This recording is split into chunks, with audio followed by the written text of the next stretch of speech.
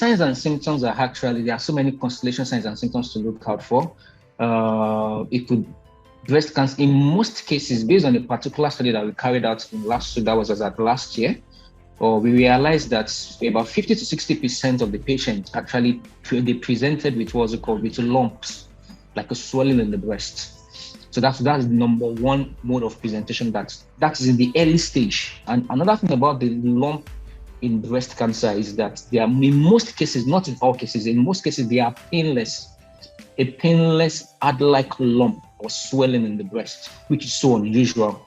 And also, aside from this, there is a particular category of breast cancer that most people are not so familiar with. That even if a patient presents with such symptoms, with someone that is not skilled, that is not knowledgeable in breast cancer, might actually misdiagnose such a patient. It's what we call a Paget's disease. Now, what is the ratio of the death rate of this breast cancer? Yeah, the death rate is dependent on what we call the staging.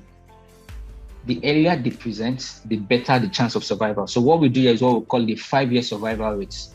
So for a stage 1, meaning that the lump is just within the confinement of the breast, it has not spread to any other contiguous structures, and it was called, and it's not, it's not a big, it's not as big, like it's about 2 to 4 cm.